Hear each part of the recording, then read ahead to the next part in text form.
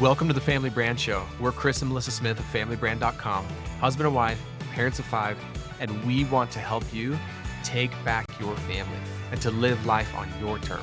And we know being a family can feel really overwhelming. Parents tell us they feel like they're being pulled in a million different directions.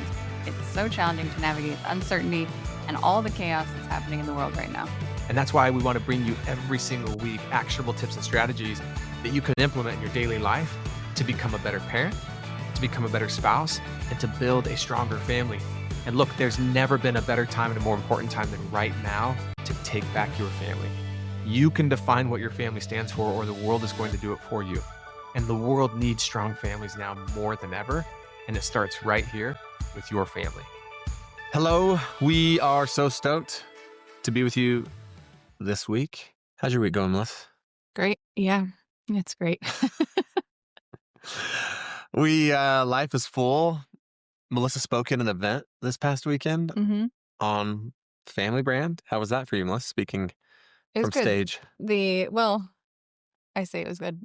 So the title of what I spoke about was called Being in Parenting. And the whole event was about being, and it's called like the Being Movement. And so they were very clear. It wasn't meant to be like a lot of tactical takeaways, but it's just like, who are you and how are you showing up as a parent, basically. And I realized when I was done, I've done quite a bit of speaking. I mean, we speak on the podcast almost every week and have so for the last 4 years. I also have done a lot of speaking on Zoom. I haven't done as much speaking in person. And it kind of threw me for a loop, honestly. Like, how many times have we talked about it since then? Me like rehashing every detail and being like, did I say that right? Should I do this? It's kind of like driving me crazy, actually. The amount that I'm replaying it in my head and realizing like, wow, I have a lot of judgments about myself, like how I maybe showed up on stage. And anyway, it's just actually been way more than I anticipated me processing, I guess. Obviously, there's a different dynamic on the podcast. You know, you and I have said this. It feels like you and I are just having a conversation, so it can feel very, very comfortable, not super confronting. I know it was a little bit, you said for you at the beginning, but hasn't been for years. Very much so, though, at the beginning, which you pointed that out last week. And I was like, yeah, that's true. And then I think when you first started doing presentations over Zoom, like virtual events or webinars, that probably felt then a bit more confronting than the podcast, because there's people you can see live.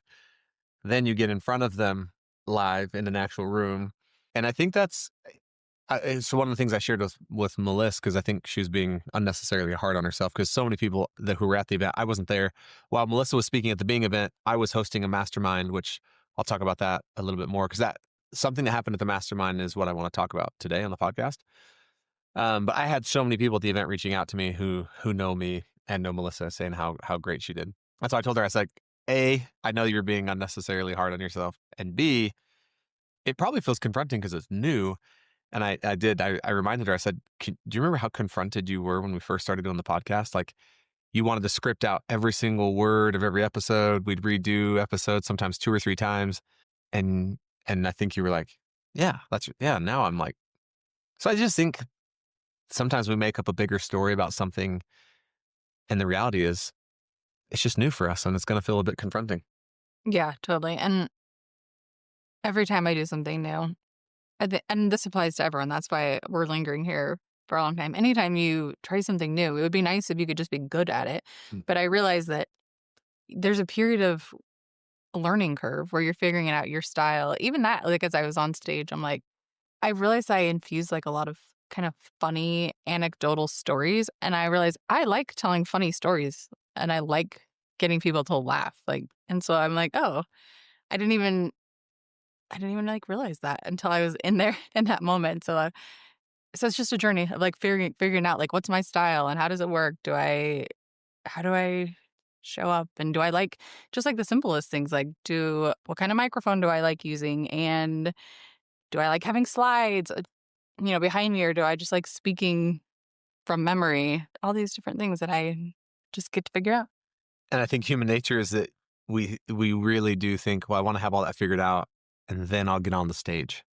And this could be a metaphorical stage, like the stage of life. But it's like, okay, once I know my speaking style. Once I know if I like a clip-on microphone, a Madonna mic on my ear, a handheld, once I know if I like slides or not, once I know how long my talk is, once I know what topic I like talking about most, then I'll be ready for the stage. And the reality is, if you approach it that way, you'll never get on the stage. Like the only way to figure that out is get on the stage. You might have some ideas, and I love a phrase that a friend of mine who's passed away, Kyle Morgan, used to share all the time: current best thinking. It's like you got to take like your current best thinking and move forward with that, knowing that more of the path is going to be revealed. And I've fallen into that trap so many times. And it was funny. I was talking with an entrepreneur this week who's interested in working with us at the Possibility Company to help them grow their business.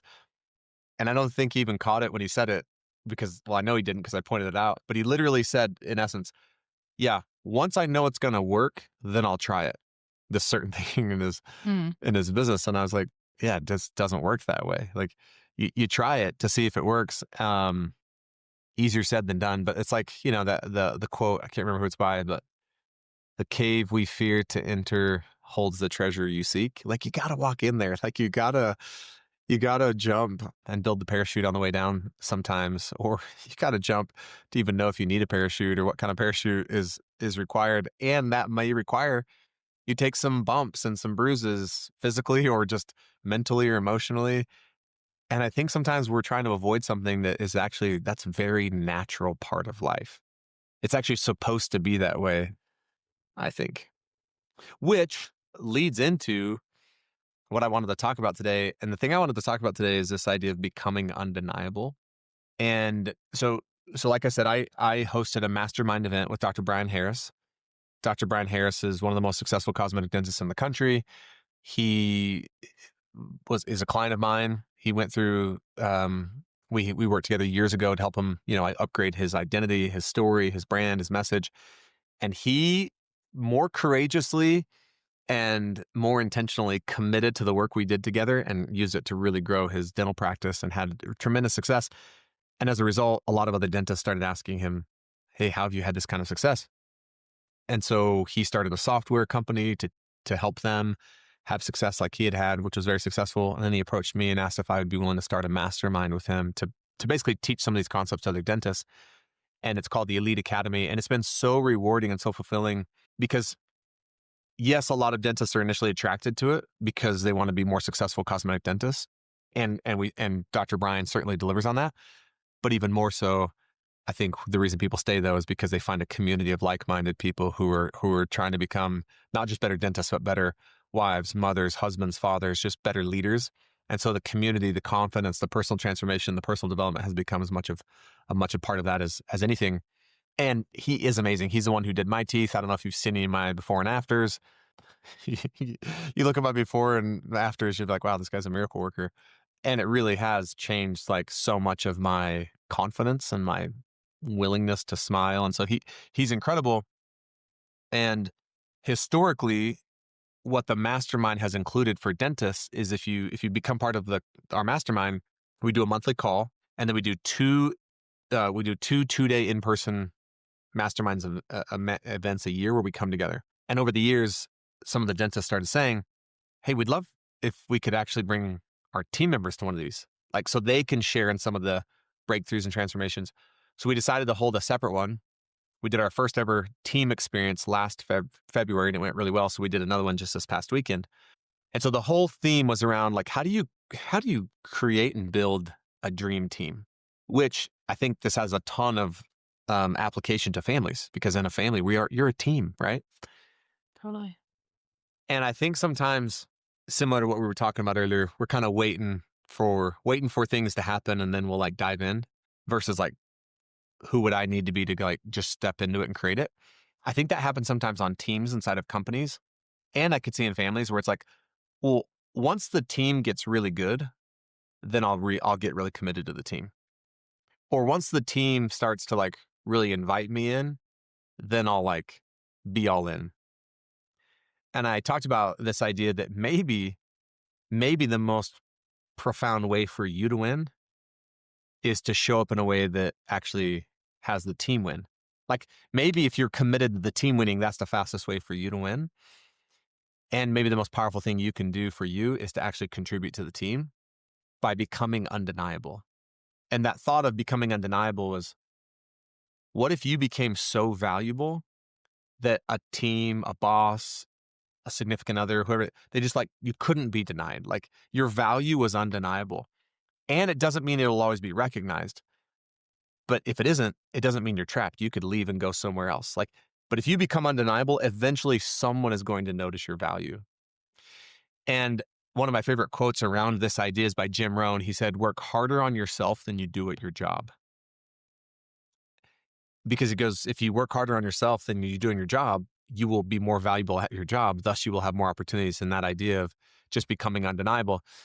And to me, it also represents, I'm not going to wait for someone else to create opportunities for me. I'm not going to wait for my boss to approach me. I'm not going to wait for this thing to happen in my family. I'm not going to wait for someone to just approach me in my company and be like, hey, you're doing great. Like, let's give you a raise. It's like, how could I work on me to the point where my value and my contribution, it's undeniable. And if it isn't recognized, then I can go somewhere else until it is. But I truly believe that people who work on themselves harder than they do on their job or just work on themselves in general, if you commit to that, like you will not, you will not be denied. This is a fun conversation that we played with basically all of last year with one of our sons with this word undeniable. That was his word for the year last year, actually, was he just turned 16. Our 16-year-old, his word was undeniable because he was coming into his sophomore year. This year, he's a sophomore now, and he plays basketball and just a lot of things he was doing in his life. He chose the word undeniable. I don't even know if he knew why at the beginning of the year, other than he just Well, he like, was actually coming into his freshman year and had some big goals around. He wanted to make varsity as a freshman. He had some physical goals around like strength. And I actually told a story about him. I don't know if I told you. I told a story about him this weekend. that's cool. So the story that Yeah, tell the story.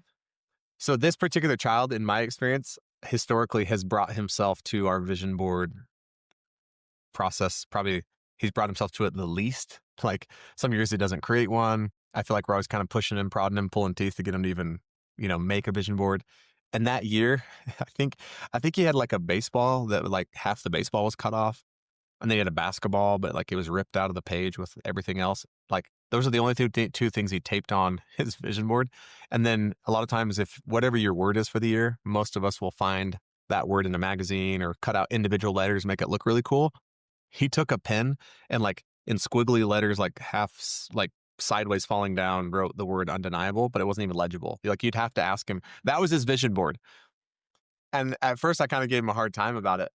And interestingly enough, he hung that up in his room. And then in talking with him later, he was more committed and I think brought himself to that word and that as an idea, probably more than anyone in our entire family, wouldn't you say? Totally. And then I had to go back and acknowledge to him. And it's like, dude, it was actually mom was the one who didn't like your vision board. I was always in on it. I thought it was awesome. Whatever. but but I told this story about our son Tanner because the thought was, okay, I can either say I want playing time as like a freshman on varsity baseball and as a sophomore in varsity basketball, or just like some of these, he's really like sports are a really big thing for him. He's like, I can either say I want it or what would I have to do and who would I have to be to make it undeniable? Like, could I become so good that it's just undeniable? Like that, like a coach would have to look silly to not play me. And again, you can apply this to any area of life. Like a boss would have to look silly to like not recognize your value. And just that idea of like, yeah, you cannot be denied. So Tanner was the inspiration actually for this idea of it was inspiring to me to like think about Tanner and just how he brought himself to the off season. And look, I have dad goggles. I totally like know that. And probably think he's way better than maybe he actually is. But I really am impressed with him. As a freshman, he started at third baseman on varsity baseball, and he played with this such poise and confidence. As a sophomore this year, he's gotten like pretty significant minutes on varsity and gotten put in some high pressure situations. And he just plays again with poise and confidence. And that idea of becoming undeniable like really made a difference for him. And he did the work.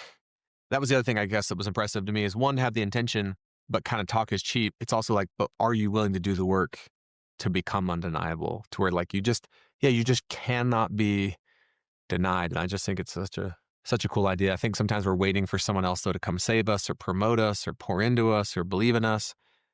And look, that's amazing when people do. And though this idea though, what if we worked harder on ourselves than we did at our jobs? What if we worked harder on ourselves than we did with like expecting someone to just come to us? It's like, no, like go create it for yourself type of thing. Yeah, and I think that this can apply, like we've talked about here, not just to us as parents, but we can begin teaching this to our kids too. And then it's been super helpful for our kids to take on kind of that mindset that they can create their future.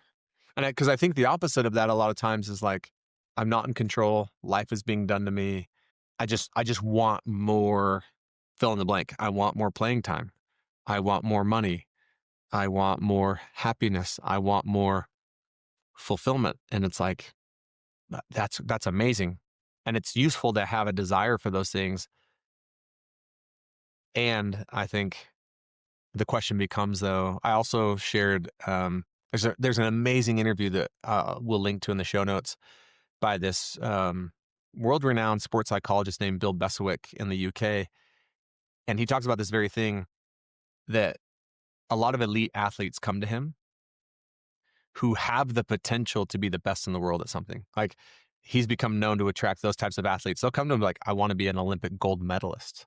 Not just I want to make the Olympics, which in and of itself is like nearly impossible statistically, but and then he says, no matter what athlete comes to me and does not matter the desire they have, I always ask them the same three questions.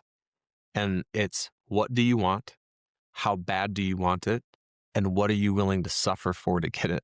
And he said, I always start with the first question, which is, what do you want? Because he's like, you would be shocked at how many people, even elite athletes, haven't gotten as clear as they could on what it is they actually want. Because it's a bit confronting to take the time to really think, okay, what is it that I actually want? It's almost easier just to kind of keep busy, but to actually take the time to pause and be like, what is it that I actually want and get really specific? And I think a lot of times we're afraid to even say it out loud because what if it doesn't happen or what if we fail at it? So he said that alone is really, really important.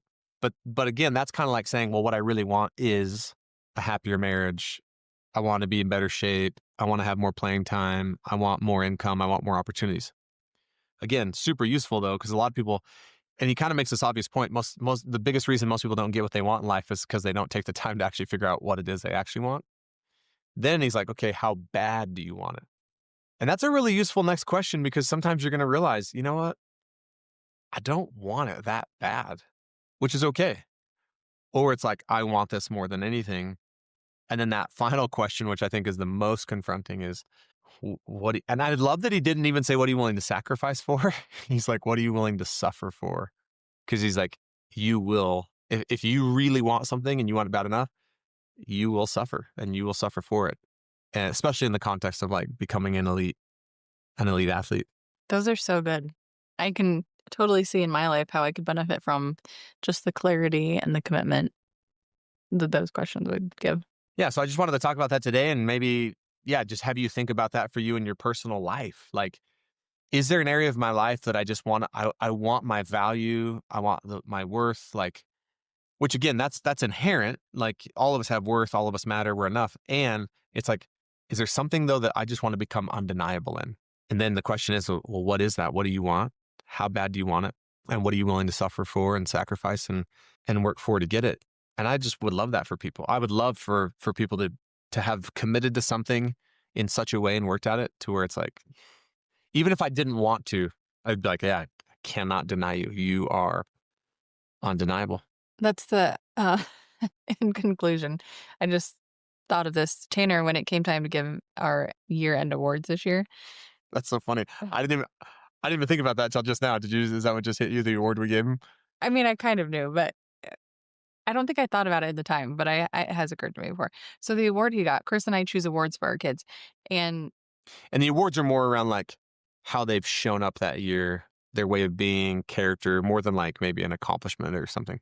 and if you've listened to our podcast, you've heard us talk about this before, but the award that Tanner got was the undeniable Sigma. Because he, like I said, is 16, and so he has all this like jargon that he uses. One of the words which he loves is Sigma. He's like, Well, the word he actually probably loves more is beta, but he loves to call all of us betas. And he's like, I'm a Sigma. "Ah, You guys are Sigma." betas. And so he got the undeniable Sigma award this year because of how he brought himself to not only his word, but just like his of being undeniable, but just his commitment to the, like we've talked about today, to his sports and to his growth. He became undeniable, and he was the undeniable Sigma. So may we all be, and Sigma just means like elite, the best, like better than the Yeah. rest. Which we ought to, okay, I got a family brand idea. Episode? N- No, a product we should sell. What? The young hip dictionary for families, family? or for parents. Like all these terms, like, it's so funny. And we love to use them in ways that we know are not right because it just drives our kids crazy. But even on, so this past weekend, I was facilitating the dental mastermind, and then I went at the end of the day one and I ran over to Tempe and delivered a keynote for Optimal Health Systems, which was fun. And I talked about the focus of that talk was playing to win. I was telling the story about coaching my daughter's 7th grade girls basketball team. And I was like, and most of the audience I would say is probably in their 40s or 50s or older. Maybe even 50s or 60s. Yeah. Yeah. And so On I was like, average. I was telling them how like, yeah, I'm going to, like, my intention was to turn these girls into dogs. And I could tell that a bunch of people in the audience were like, what? I was like, oh, okay, well, dog is like a term the kids use these days. So like, get that dog in you, like be aggressive. And then all the people are like, oh, Oh. okay. But it's just kind of funny, like even us sometimes. We're like, what are they talking about?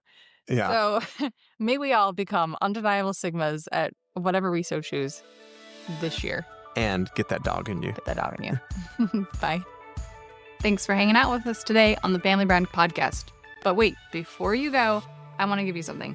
It's something I stole out of our Family Brand Academy because I thought it would make a big difference for you, and I want you to have it for free, no strings attached. It's how we run our family meetings, and not just our family meetings that we have every week, but also our family check-ins, which is this system we've developed for how to connect with our kids and each other, Chris and I, every single week. And we've had some great outcomes with this. Not only have we, but a lot of families that have implemented this have as well. Actually, life-changing outcomes, if I'm being honest. You'll definitely want to get this. Go get your copy at familybrand.com/meeting, and we will catch you next time.